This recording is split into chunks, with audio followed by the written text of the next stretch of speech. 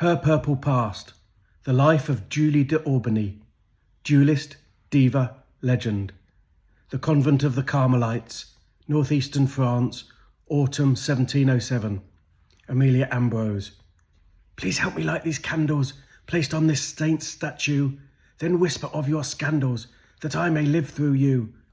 A secret to a sister, I hear your sly climax, and I know about the blister, for the friction melts the wax.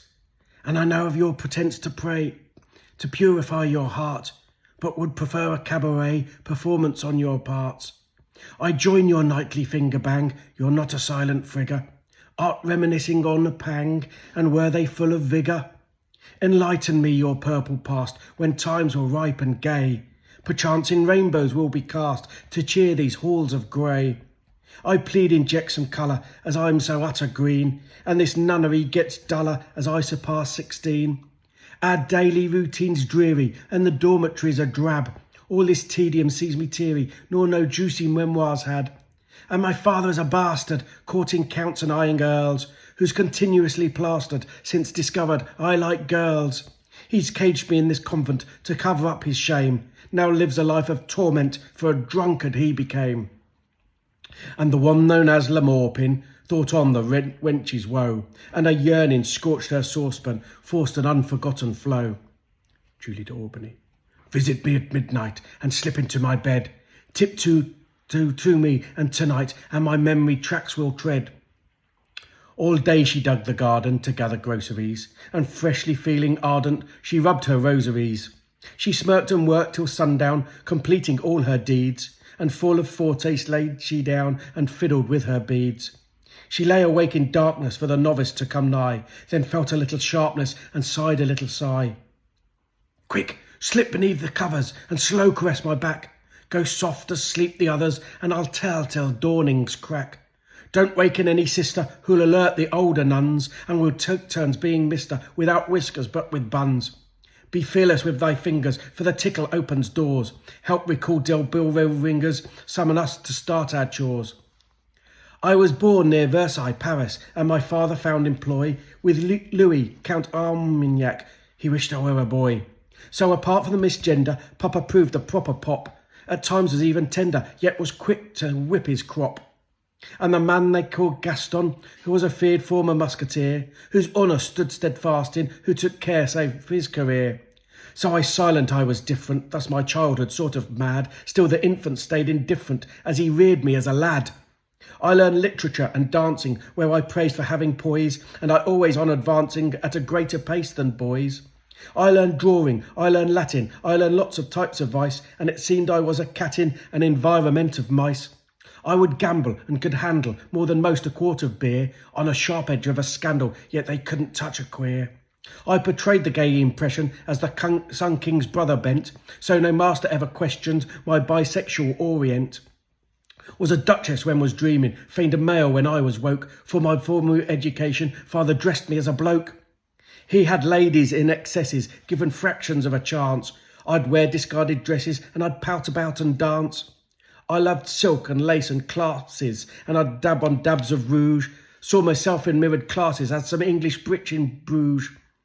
To blend into school classes, disallowed to wear hair long, nor wash to show front arses, nor to sing of any song.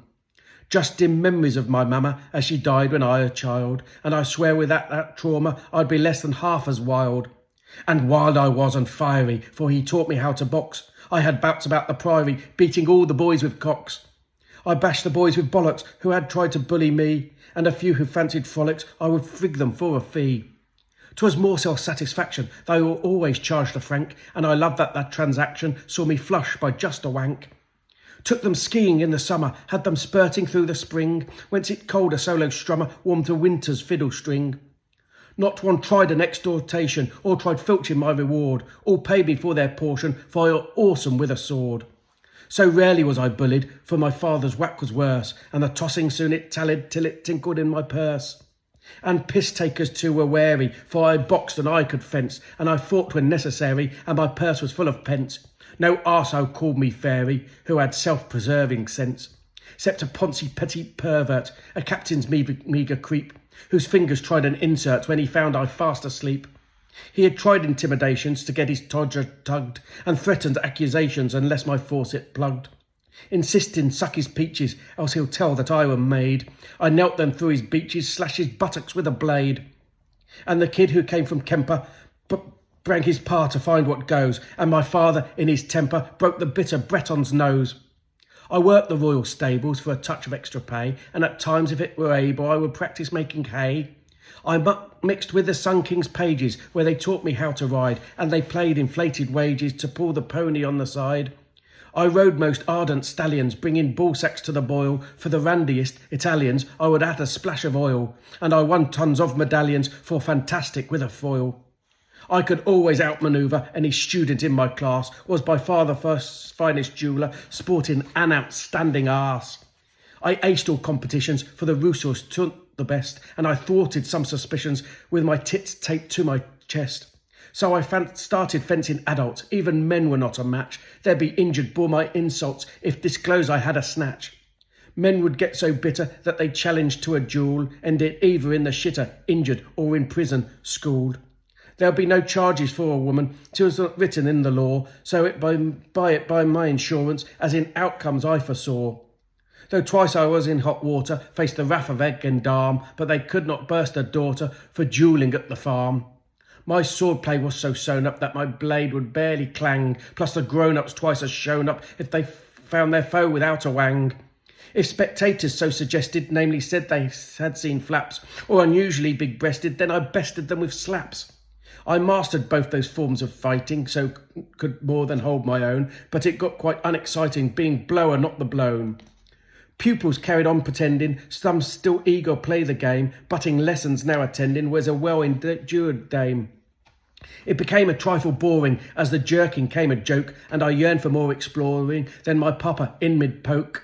Just as him and Haw roaring, came then went with massive stroke. It happened whilst was dreaming of a prince that gave me head, broke by a cool girl screaming, and awoke to find Dad dead. Dazed I was in disbelief, I shook with all the shock, gutted process in the grief, since father was my rock. I was past a ghastly letter, and I've never felt so limp, for the reckless rampant debtor pledged our place to pay a pimp. With vacancy impending, I read requiems in pain. At his funeral and attending, there was Louis de Lorraine. As I led the sad procession, pulling father's flowered hearse, I caught the count's expression, clocked my arse upon a horse. As homelessness was looming, and the squire desired sex, I did not need no grooming.